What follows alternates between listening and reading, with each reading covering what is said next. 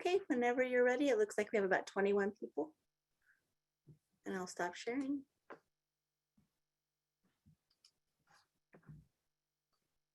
Liz, would you like me to start, or are you going to introduce the panel? You can go right ahead. Okay, welcome everyone. We're so happy that you're here joining us today, and looking forward to you connecting with our speakers and our host for today. I'm going to start off with the UNM Indigenous Peoples Land Acknowledgement. Founded in 1889, the University of New Mexico sits on the traditional homelands of the Pueblo of Sandia, the original peoples of New Mexico, Pueblo, Navajo, and Apache, since time immemorial, have deep connections to the land and have made significant contributions to the broader community statewide.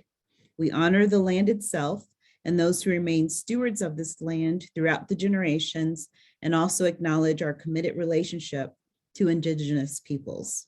We gratefully recognize our history. That will be followed now by our labor acknowledgement honoring the sacrifice of Black Americans.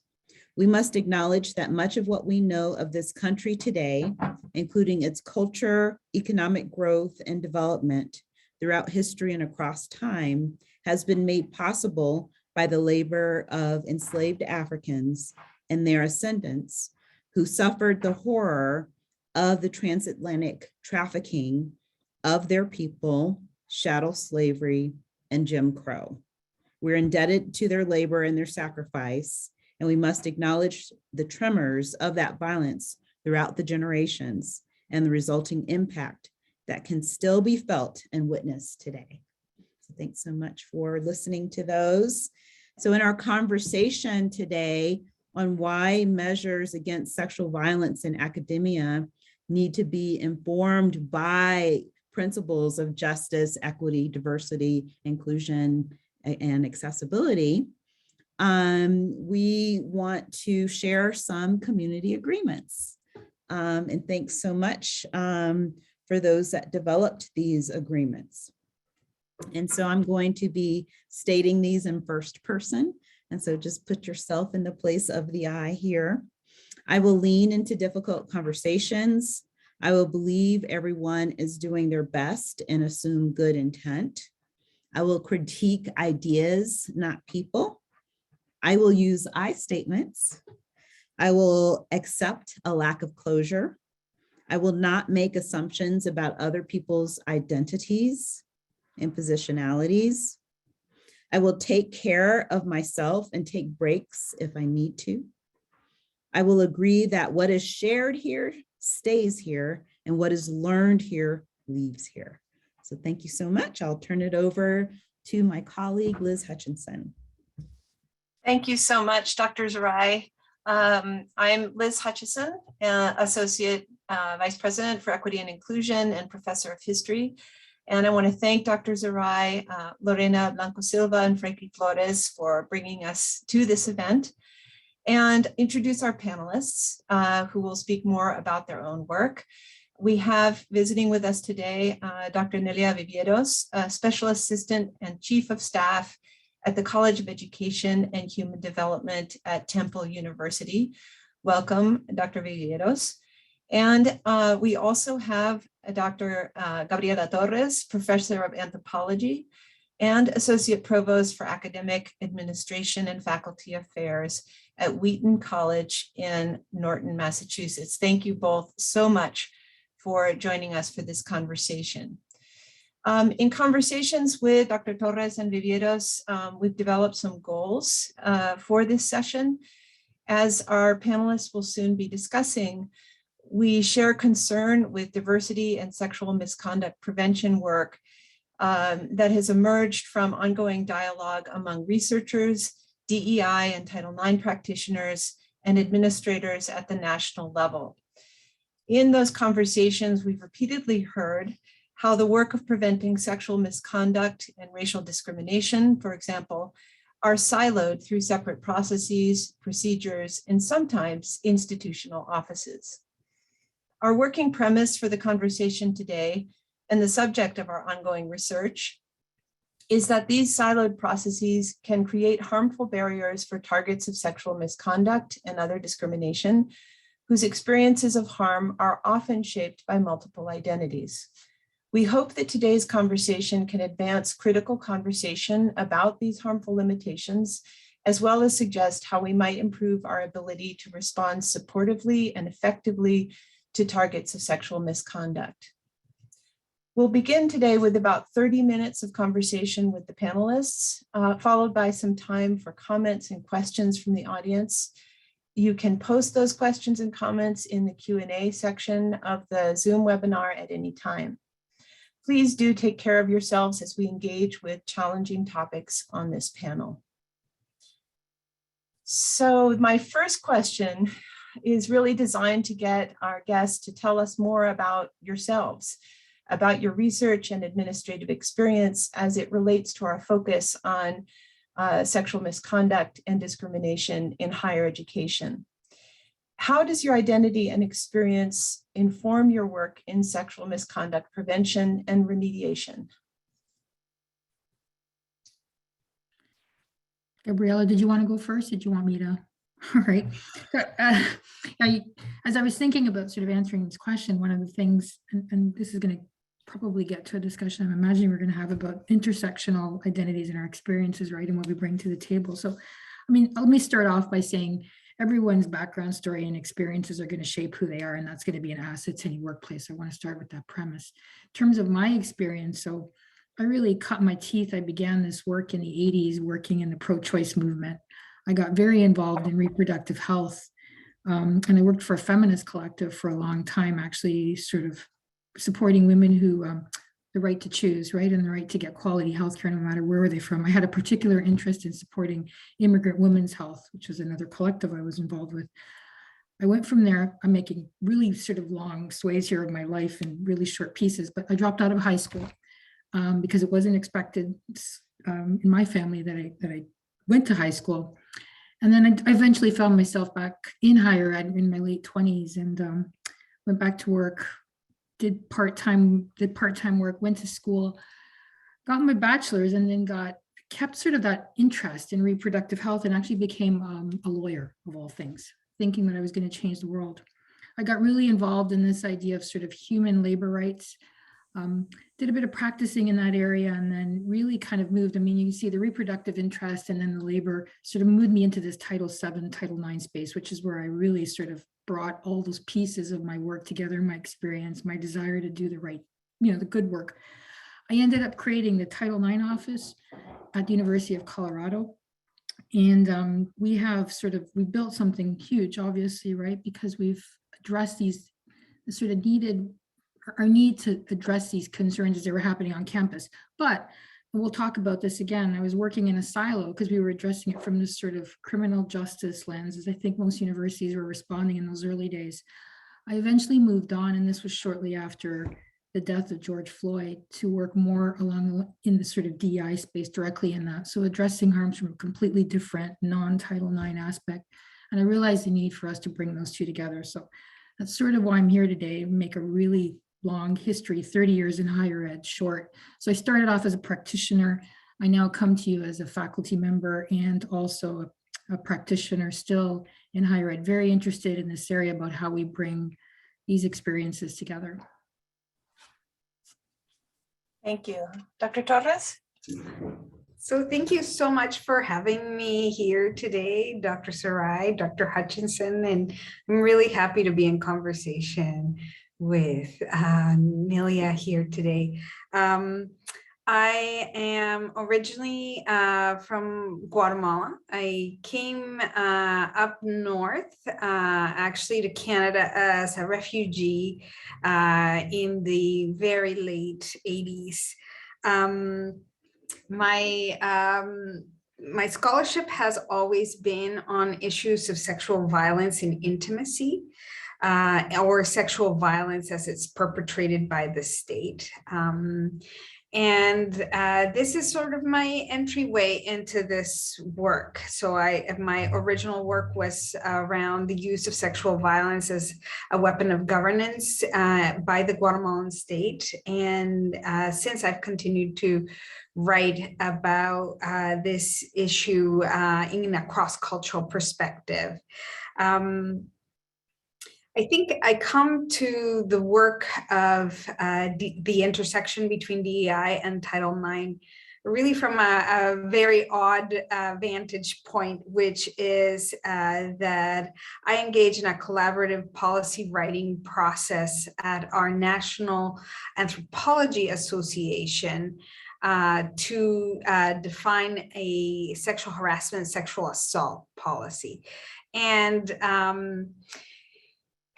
given the purview of voluntary associations, such as academic associations are, we've really tried to stick close to the law and to Title IX when we defined this policy. And then when we created support systems that were there to allow for wayfinding and allow for informality, as well as more rigid compliance-based systems, we attached an ombuds office, which I helped to create and served as ombuds for 3.5 years for the association. And the ombuds office, against the advice of the International Ombuds Association, was attached to our sexual harassment and sexual assault policy. And so I came to do that work, and very quickly doing ombuds work realized that, in fact, sexual harassment work is never in the tight criterial categories that the law imagines. And actually, the siloing that we had done of our ombuds office was deeply problematic. And so that's how I came to this work. Currently, I serve as associate provost, and I have this dual roles that are part of my portfolio. One is working on DEI issues and the other on Title IX. So I very actively every day see the fact that these are seen as two separate issues and two separate elements of the portfolio, and often end up intersecting. So that's how I come to this work, and I'm really happy to have this conversation and to have the opportunity to have it with you.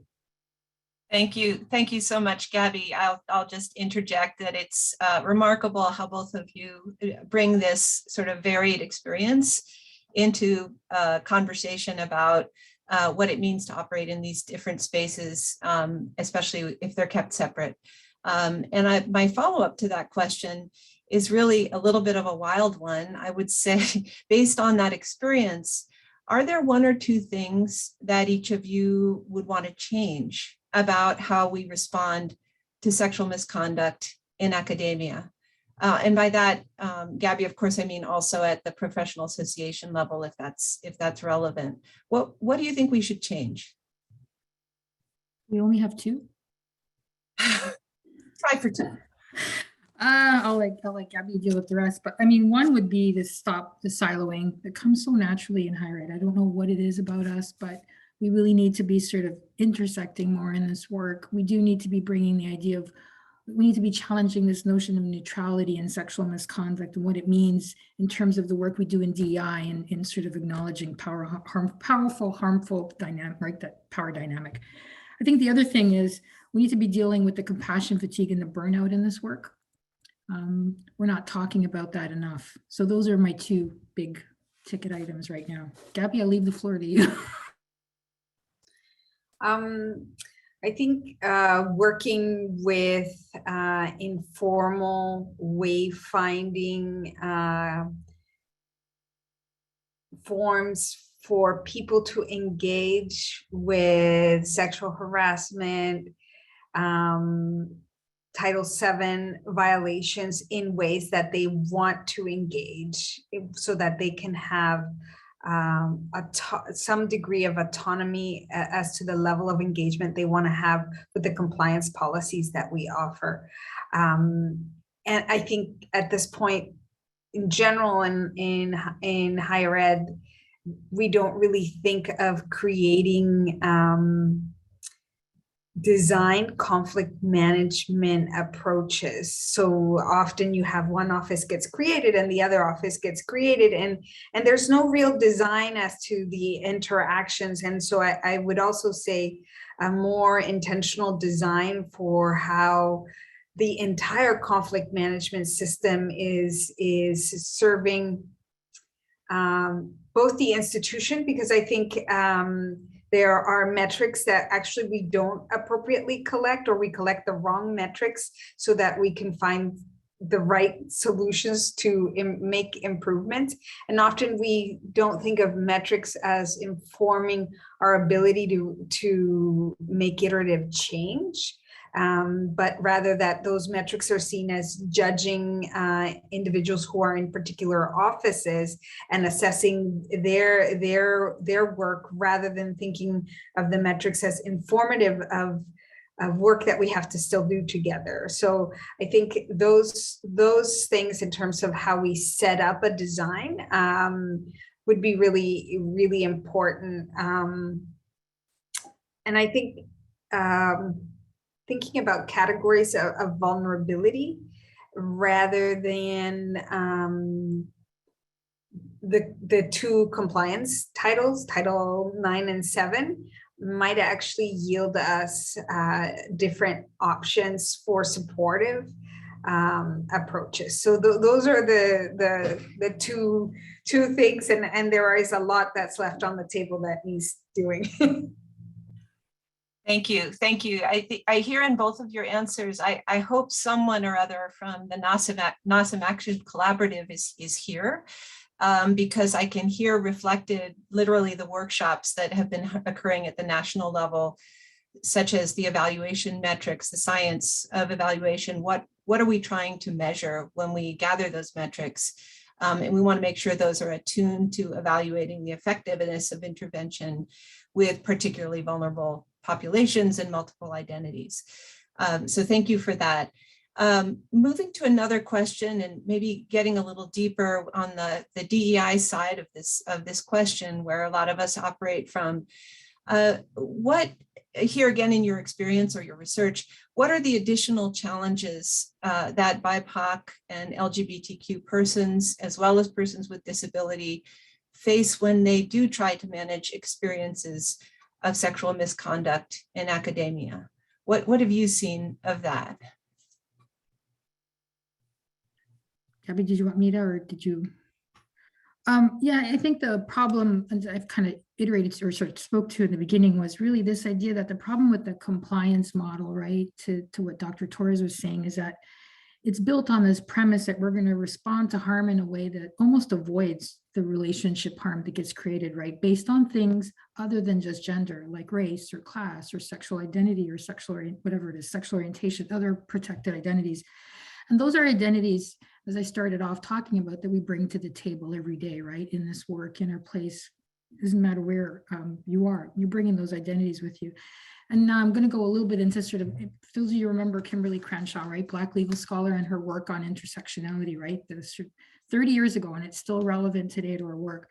So when we get harmed at those crossroads, those identities, right, as legal scholar Kimberly Crenshaw points out, right, we don't always know where to send the ambulance, right, at all those crossroads, you get harmed.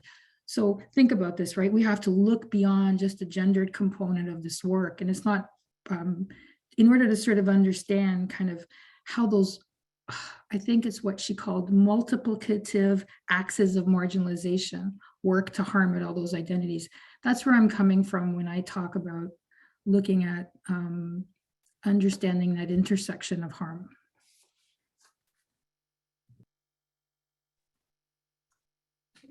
That is actually, I find a really complicated question, Liz, and I find it complicated because to resolve the issues are super siloed, right? And so when we talk about persons with disabilities, that's yet another office on campus, which for which there are other demands of compliance, right? So in in some of the work that I've done is persons on the autism spectrum disorder and engagement with Title IX. We've also created different offices on our campus that are supportive, and then other offices that are compliance, and how these intersect is not always, again, designed, right? And I go back to that because that's important. I think there's actually a lot of innovation in higher ed that we can engage in simply by looking at the interaction of programs and evaluating how well supportive and compliance programs are working. Sometimes in the context that I've worked at Wheaton, they're working at cross purposes, not intentionally, in fact, but they're working at cross purposes and sometimes not with the same information.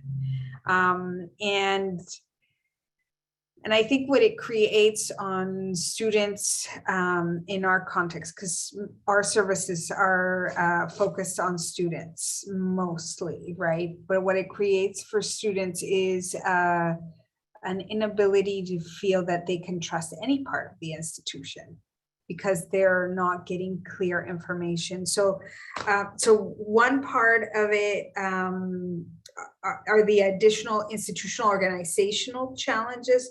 I think the other part, and this isn't asked by your question, but this comes from my research, there are additional challenges of cultural difference. And I think when, in my research, when we look at issues of sexual harms cross-culturally, what we find is cross-culturally, there are different definitions of what that harm is. It would be, I don't know if it's a surprise to people, but cross-culturally, there are different definitions of what sex itself is. And never mind sexual harms, there are different definitions of individuals and who whether or not a person consenting to sex is an individual in the process of doing so. And actually, our research shows that in most countries, people do not see themselves as being authorized to consent to sex. So even the very categories that we use for arbitrating whether or not there's a harm in our cultural context are categories that cross-culturally don't circulate. We are trying to export them and make them circulate in other countries' laws, but they don't actually circulate. So notions of consent don't circulate because the individual is not a concept that has as wide cultural currency as we might think, given that it's so pervasive in our cultural space. And this is work that scholars from Ghana, from Vietnam, from India have all explored in their work the idea of consent and the cross-cultural difference that there is, and the greater importance of the family in defining whether or not a harm has occurred or hasn't. And that might seem really foreign to thinking about Title IX or Title VII in their interaction, but it actually comes in, it certainly comes into the work of the association, which is an international association. And I know that this is something that's come in with other international associations that I've consulted with in the academic space. Let me ask a follow-up to that I think would be helpful for us in the US and at UNM would be to ask what kinds of challenges, and bringing it back to campus and the campus context, what kinds of challenges are faced by practitioners and even by the targets of the harm themselves when they try to navigate complaints in particular. So I'm thinking beyond the informal pathways to actual complaint and compliance-based systems. Could you talk a little bit about those, particularly from a practitioner's perspective, Nelia or Gabby? Well, just I'm going to Dr. Torres's point about sort of the kind of that intersectional sort of these axes we bring to this work, or people bring to these work, right? Survivors or victims, however they identify. We're not set up in these practitioner offices to even begin to address those issues. And when we are set up often, right, and I keep going back to this compliance lens because it's the world we live in. So for example, Title IX people by law are supposed to be neutral, right? That carries a heavy burden. DEI people in the DEI world are more advocate, they're more in a support role, but remember, we're not talking to each other in this world. And then added to all of this are the way we set up these systems. Like to Gabby's point, just before I came on here, I was looking at, Liz, I know we've talked about sort of the 580 rule. So for those of you that don't know, in any given year, and I was looking at numbers, we take in about 600 cases in our Title IX / Title VII office, right? About 20 of those go to formal investigation, which means they get a notice of investigation, they get interviewed, there's a sort of final outcome. There's about 80% or more actually of those that don't get dealt with in any kind of system. So I'm wondering where all those harms are being done. And I'm wondering what identities we're missing in dealing with that. I was actually on the CU Boulder site today, and lo and behold, like they have their yearly annual Title IX report, and they're reporting. I wanted to give you the numbers because they're pretty staggering, and they really get to something Dr. Torres was saying about the siloing, even of things like ADA concerns that are brought up. So they're claiming that in 2021, they had 1,429 cases that came forward, concerns, right?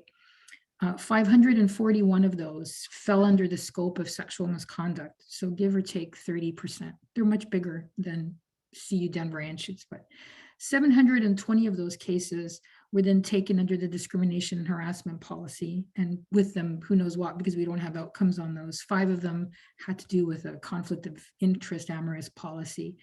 243 of those were basically brought to what they call remedy-based outcome, which is probably they dealt with the DEI office, I'm imagining, or maybe the ombuds, or maybe something else. So again, and then of course, after this report, they said, oh, and 517 cases were taken through the ADA lens. There's no sort of indication of what happened to those. So I'm thinking we have about 2,000 cases. Only about 25% of them are actually dealt with through a mechanism, and maybe not even the most perfect mechanism. Where are all these other identities, harms, and cross-cultural issues being dealt with? I don't have an answer to that.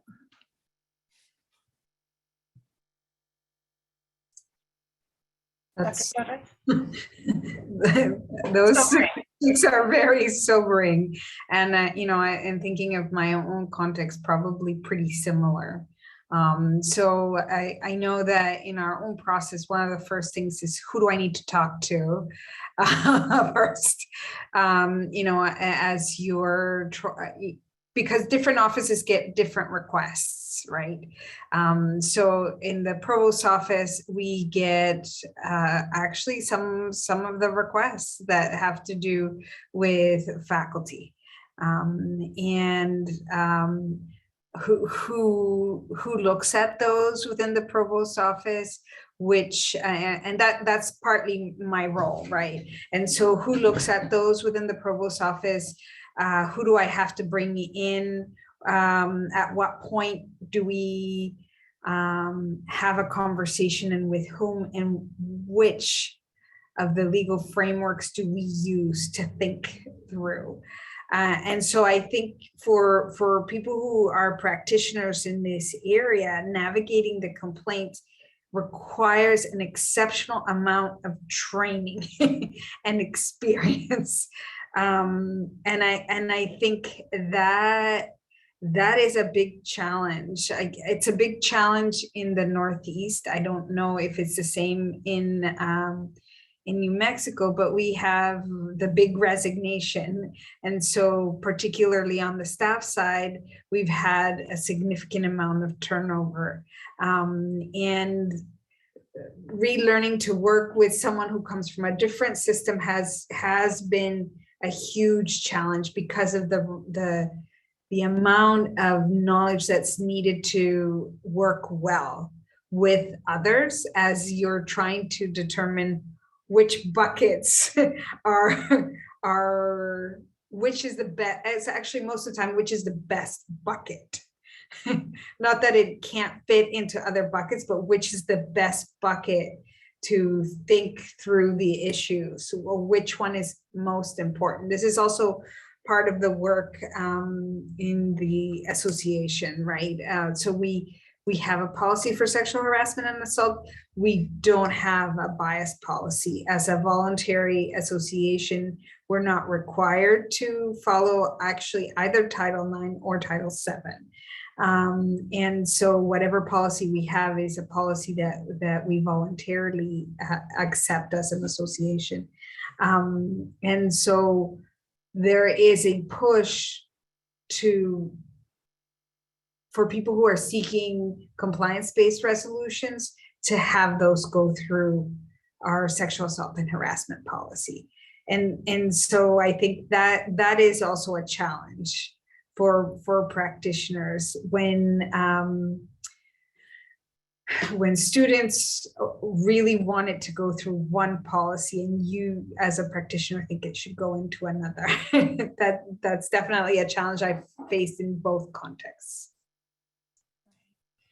Thank you, and thank you for those sobering numbers, Dr. Viveiros. I think one thing we could be thinking about in this context, and it leads to my last big question to you, is what do those numbers capture in the first place? Because we want to be concerned with that group of people who we don't know just what the resolution and response produced for them when they came forward and engaged with the system at Colorado, in this case, that captured the data. But there's also, as we all know, a much larger scope, and Dr. Torres, you referenced this, other offices people go to, other colleagues people confide in, peer-to-peer disclosures. So there is a lot, even of the initial concern, that can't be captured in that kind of annual report, which is not its purpose after all, right? But this leads me to a third question, which is to ask about those alternative and informal remedies, because you both have experienced extensive experience engaging with those, and asking about what kind of role informal and alternative remedies to deal with the harm of sexual misconduct play in our work as a whole. What have you seen or been a part of that you're most proud about with respect to alternative and informal forms of resolution? And whoever wants to go can go ahead. I always want to be careful and I let Gabby, but all right. So let me start off with saying I'm already a trained mediator, and I have certification as a professional coach, so I'm aware of the power of these two interventions. Right now, I'm going through restorative justice training because that's also a component, and I don't think we've actually done that well in higher ed. I've even seen things like applications like curandismo work really well in this place. For those of you that are attached to a medical school, you might have heard of this. I don't know why it keeps coming up in the medical school format, and we're not bringing it into the main campus frame. But there are a lot of sort of cultural practices that can look at the way we heal.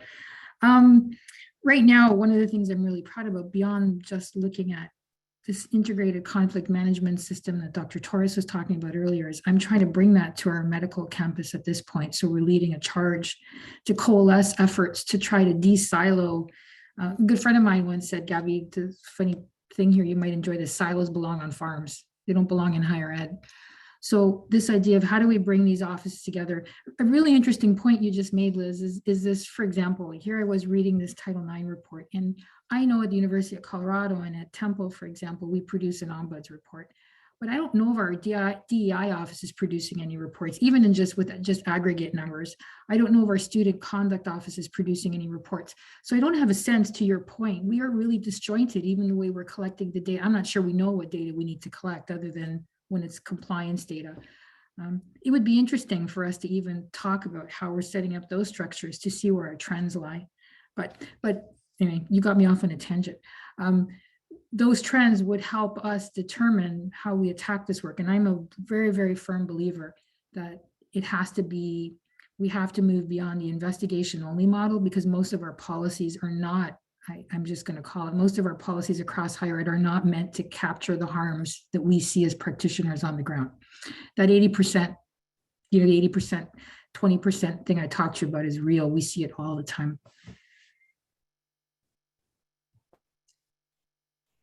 Yeah, so I mean, I think as an anthropologist, we tend to think of things super holistically. And as a person that studies violence, one of the things that especially sexual violence, one of the things that we know is when there is any kind of disaster, natural, medical or otherwise, the rates of sexual violence in a population increase. And we've undergone a pretty significant societal change in the pandemic. And so thinking about this in our campus, one of the things I'm proud of is we are taking a really proactive approach to thinking about health and wellness, and actually doing a temperature check of our entire community, faculty, staff, and students. And we've begun this work, and one of the things that we can see in the survey data actually is we can see that the level of burnout that there is, particularly between faculty in our context. Faculty is in some way, in some measures, more burnt out than staff, but in other measures, less burnt out than staff. But what's interesting is on the faculty side, there is an increase of interpersonal disconnect and dissatisfaction with colleagues, less so with students, right? So with colleagues. And so what that, looking at things in a preventative lens, right? And getting a sense of the temperature on campus can allow us to say, okay, well, here we have an element where we are likely to see more interpersonal conflict coming. The faculty are telling us that they're less patient with their colleagues, that they don't really want to see them on a regular basis. And so that is a harbinger of something to come, right? So I'm really proud of us taking a really proactive stance and thinking about conflict as being central to health, and how we manage that conflict proactively, and how we think of conflict not as an exceptional moment in the human experience, but as a pretty regular part of it. I'm not going to judge it morally, but as a pretty regular part of the human experience, right? And I think that's actually something that characterizes a lot of the remedies that we put forward around sexual harassment, sexual assault, around bias violations, is that we see the behavior as aberrant. I'm not saying that it's not, I'm talking in my anthropologist lens, but we see the behavior as aberrant. And so the kinds of compliance measures that we develop are not in the medical sense harm reduction, but there are efforts at harm elimination, which are kind of really high bars and probably unattainable, right? And so the harm reduction, so how do we do prevention on this, is something that always gets left to the end. So I'm excited about some of the work that we're doing at trying to be more proactive. In terms of interesting models that I've seen, I recently, as Ombuds, had the opportunity to interact with the model that they have in universities in Quebec, in which there is a single place to submit a complaint, and there is autonomy for the complainant to follow a path towards a solution. So they can choose for it to go down an arbitrator option, or they can choose for it to go down a healing circle option, or they can choose for it to go through restorative approaches, mediation, and then the solutions or the engagement is recorded, not necessarily as a finding if they didn't go through the arbitration processes, but rather as an agreement between parties. And so that was a really fascinating model to think about when we compare it to what we use here in the US. That's probably too long, but anyway. No, that's fine. I was going to ask you about that Quebec system, even if you didn't mention it. So thank you. It's nice to have a couple of concrete alternatives to consider where we might hope to have some measurement of effectiveness, or at least, as you say, if not elimination, then reduction of harm. And it's pretty striking that the Quebec system offers so many pathways through a single beginning process, as well as encompasses many different forms of harm. And so we just sort of in our legal history have a different path with the way we've approached this in higher ed. I want to encourage audience members, if you'd like, to please put any comments or questions you have for our panelists in the chat. There's a lot here that I know resonates with some of the frustrations and the work and dedication of practitioners on this campus. And so I'd be really interested to hear from people in this conversation. Meanwhile, I'm just going to start by asking a pretty open-ended, if somewhat predictable question.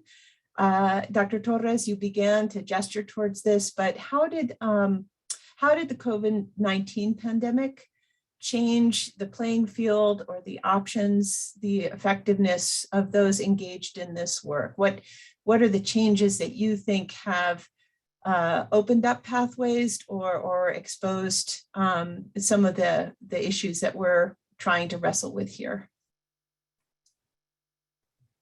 So I could maybe talk about this from my work as ombuds. So because we, as an association, we haven't been meeting in person, many of our professional interactions are taking place online. And online in social media even, and online through email exchanges, which have always been a part, but also through processes that mimic in-person interactions, like apps where you actually can engage as if you were in person, although it's still a little camera. So how do we arbitrate those has been a real challenge. It has been a challenge in that what we've seen things that would be violations of our policy that are a result of misunderstandings of the technologies themselves. So I'm gonna give you a really clear example. So there was a person who had a finding who was acting as social media a responsible person for a journal, which is a part of our activities. And that person who was acting as they had a finding against them, which was indeterminate. We didn't know whether this was a finding for sexual harassment or assault. We had to assume that there was a finding. The journal decided to block the target instead of removing the person for whom there was a finding against, because they thought that was the best way to protect the person. Blocking someone on Twitter has a very particular meaning. It's a meaning of exclusion, but the journal editors didn't realize that was its meaning. They just thought they were creating a safe environment. They didn't consult with the policy. So you can see that this was a violation of the policy through a misunderstanding. And I can talk about that because that is actually did not just happen once. So, and that is, so technology, what is appropriate, what is inappropriate to do in terms of following people around in simulations where you're like, can you just go to a room by yourself? Is it harassment if someone follows you around to all the rooms inside? And so that becomes a lot harder to manage, and we have to come up with new approaches and processes to think about this. So that's one example of the complications that resulted from the interactions that COVID brought. Dr. Viveiros? Yeah, no, I agree with what Gabby was saying. We were certainly navigating these kind of odd spaces of what does harassment look like online. I mean, for some cases, it was pretty easy. In other cases, it was like, well, does that really constitute when you're following someone from a Zoom room, when you're Zoom bombing them? So we definitely saw that. And the other thing we saw was just a peak in violence based on what we were seeing sort of in the general population, right? Domestic violence was on the rise under COVID. This idea that we were telling everybody safe space, stay at home because it's the safest place for a lot of LGBTQI people, that was not safe at all. And here we were sort of making these assumptions. And I remember just shortly after the pandemic, another researcher and I wrote a paper regarding what we were seeing in the Zoom environment. So make a really long story short, we're like, well, what senses are you missing? Just think about that, because microaggressions were on the rise. We're seeing all these things, particularly too in the early days of the pandemic. People were like, they were starting meetings with like, well, what did you Netflix binge on? And this happened in this case in a conversation we were having with people from Detroit. It's like, well, I lost 5 family members due to COVID. So there was this idea of like how we were talking about these things. There's another fascinating article that we looked at shortly into COVID. It was by Indigenous Black identified female called Shonda Buchanan. If you can get a hold of it, it was really great. It was called Zooming While Black. And she talked about how cultural nuances changed and how we were seeing all these we were living in this different space and had to create this different reality. This doesn't necessarily get to answering your question, but it opened up for me the idea of how we had to navigate this new online space, right? We were having to share. Well, here, let me describe this because it'll make more sense. So when Shonda wrote this article, she's like, look, we're navigating this new space. It's different for her. She was a Black identified woman in a brick and mortar space. And then she goes into the Zoom space and she's seeing people's cats and people's dogs in the Zoom room. And she's actually quite uncomfortable because we can't get to hairdressers in the first few months of Zoom. So she's like, even that is an issue. How do I present myself in Zoom? I feel completely uncomfortable. Based on that work, we actually went off and said, oh, well, there's some interesting things happening, like Zoom backgrounds were becoming a big thing. In one case, our article talked about the use of somebody who kept putting up sort of wedding pictures. He was a white identified male, and he kept putting up heteronormative wedding pictures. And we said, wow, I wonder how you could read that, The use of that could be problematic. We were excoriated in the press. We got picked up by Breitbart and Fox News, and they said, I won't tell you what they called us, but it was this idea of the tension, right, that was palpable.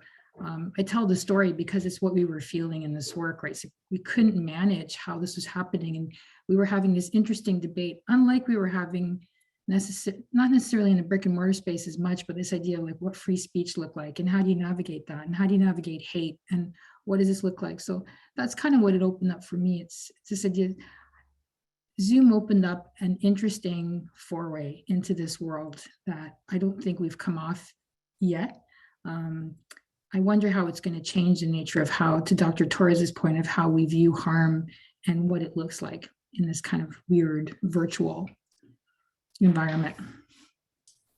Yeah, thank you. I think like so many things from the era of the pandemic and associated political and social violence, we're going to be dealing with the repercussions of these shifts for some time. And I'm struck in both of your descriptions and your engagement with the pandemic pushing us online, with the work that DEI at UNM has been doing on racial and intersectional microaggressions, where we explored more of the brick and mortar space, because that was how the survey was generated, was around people's experience of on-campus spaces, while we were acutely aware of how these are mirrored in remote microaggressions and visual experiences and what's on the walls. So I think there's going to be a lot of work for us to do here to bring some awareness to many of the really implicit offenses and biases that come up in online spaces, where we all struggle to keep things real. Nelia, did you want to speak to that? Yeah, no, it really resonates what you just said, because one of the things too, we work in pretty, I mean, our fields are emotive, right? I talked about compassion fatigue earlier, but they're also very sort of, we do a lot of in-person work, right? And Zoom took that away from us. So even something simple like, how do you deliver sexual misconduct training in a Zoom environment? Like, how do you do sort of bias prevention? How do you get to all of this? What does this all look like? Just even interviews, right? When we're trying to be trauma informed, for example, when we do have a sexual misconduct case that we take on, we're trying to be trauma informed. In sort of the brick and mortar space, we could say, all right, well, this might fall under Cleary, this might fall under a crime. So we're going to bring all these people in. So we don't have this victim / survivor having to tell their story 7 times, right? Let's bring all these people in. In Zoom, I mean, it was a challenge. It was a huge challenge to do that. You think it would have been easier, but it wasn't, because getting people on board and our schedules and the burnout we were feeling made it actually harder. And I'm not quite sure we've nailed this idea of what trauma informed means in a virtual space yet.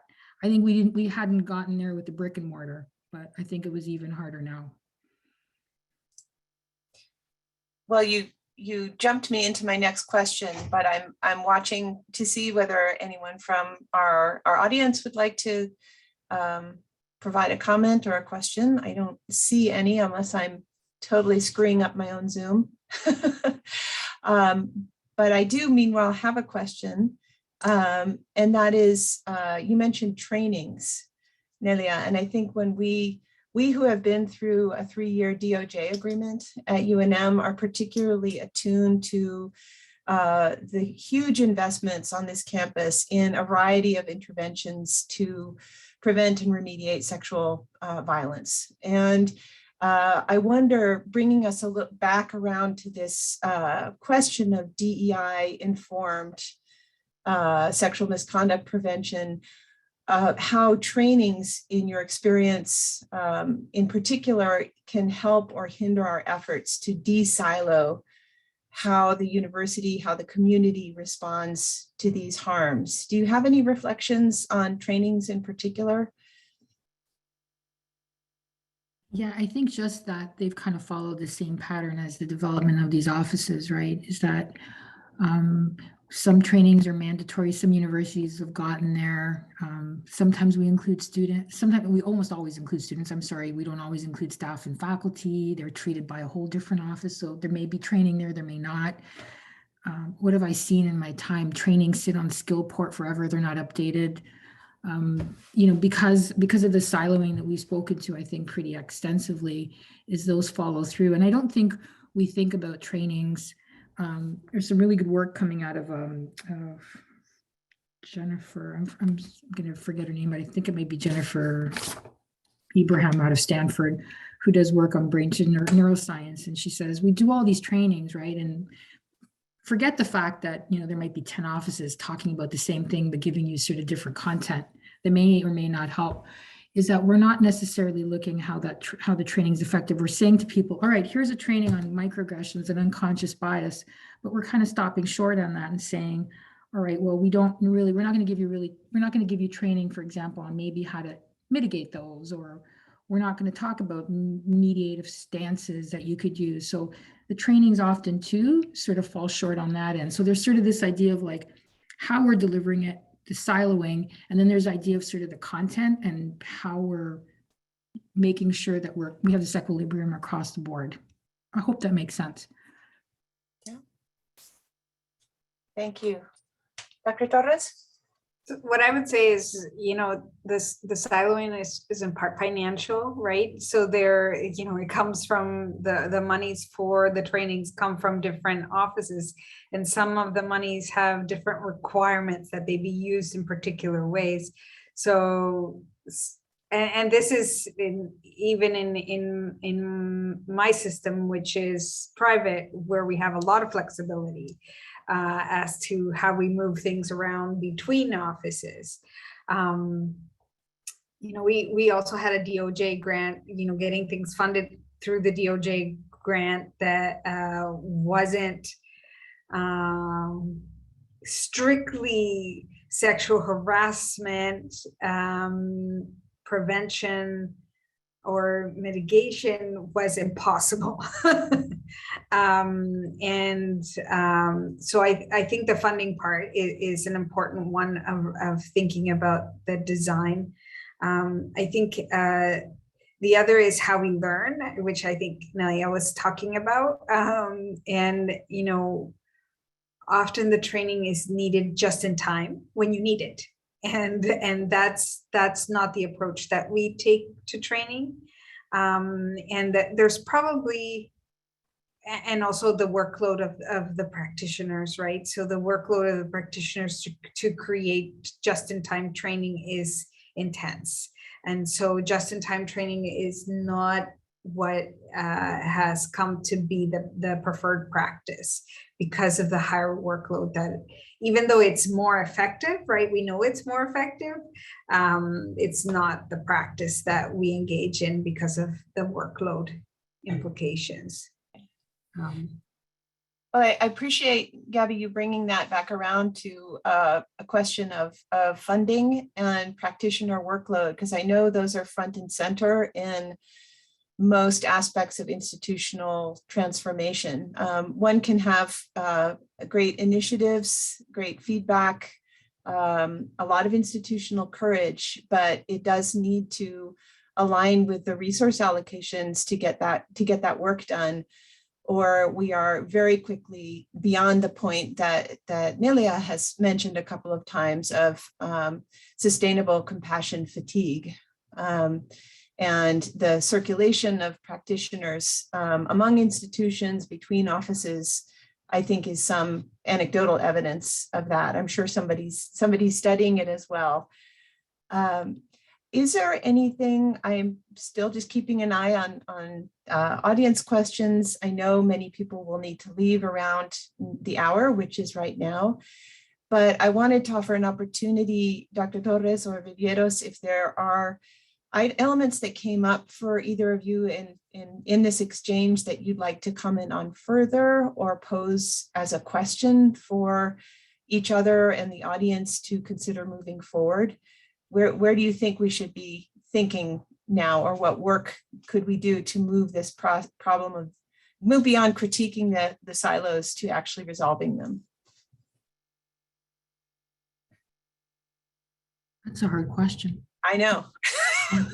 I mean, if you leave here with anything, I mean, I hope it's an idea of sort of why are the systems built the way they are and who are they built for? Like, who are they serving, right? That's kind of sort of the principle of organizational design. I was really struck by Dr. Torres's comment today about systems being sort of created and, they're all over the place. And, I'll never forget when I was up for the we were doing the DEI work and somebody said, oh, you're going to be the new vice chancellor for diversity, equity, inclusion. Are you going to do training, right?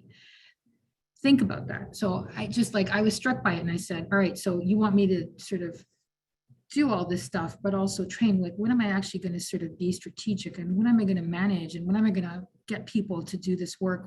What budget do I have? And the reason I'm asking this is because probably no other place in higher ed, and I thought this at the time, if you hire your CPA, or you hire the president or your provost or anybody else, you never ask them, so when are you going to train, right? You never get that, but there's this sort of assumption in this work that we have to do this emotional labor that's assumed of us, like it doesn't ever come with a startup package. I guess so I guess what I'm asking people to think about is like, how are these systems being built and how are they serving? Like, I think we're actually doing more harm than good right now.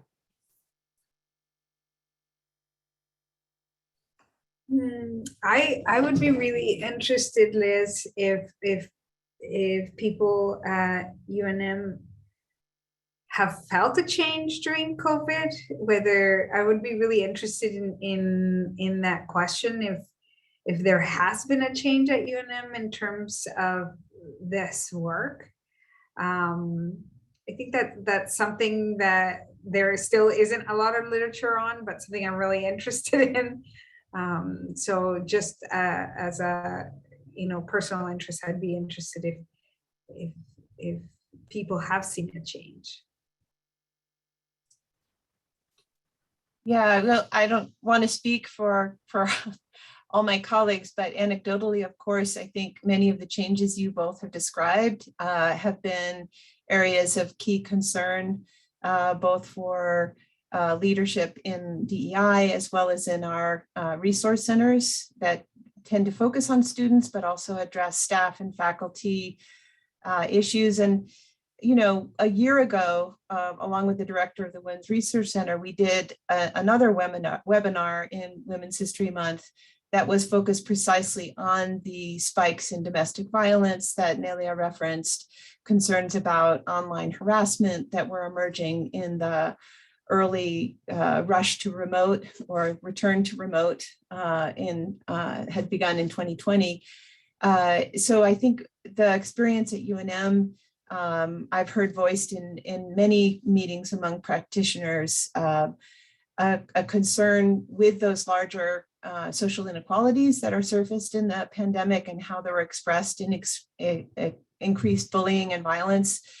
At the same time, there's been important fluctuation in the numbers of complaints coming forward to our CEO, to the number of walk-ins. We're remote now, so walk-ins is not a thing, or it was not a thing for a long time.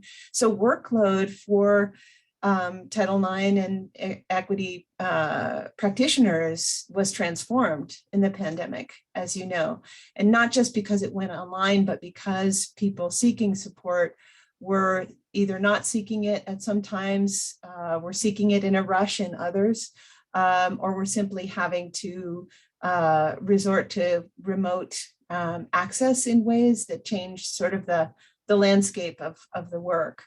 And I suspect that UNM is not very different in that respect from what's been happening in higher ed more generally. So that would be my attempt at an answer there, since we don't have everyone here on the screen with us. And I invite my colleagues here to give me more feedback outside of this webinar, because I know we're all engaged in trying to make the improvements that you both have spoken to today. These are issues that are very much at the forefront of people's minds, even as they're overworked.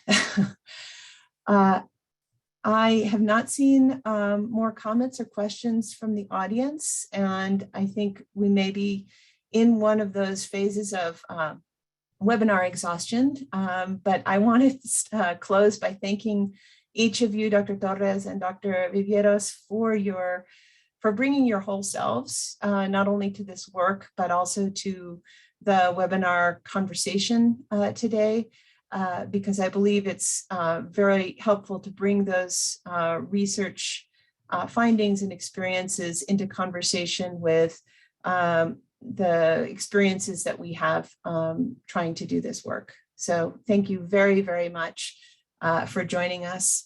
And thank you to the public that I cannot see for joining us for this, for us, a lunchtime conversation.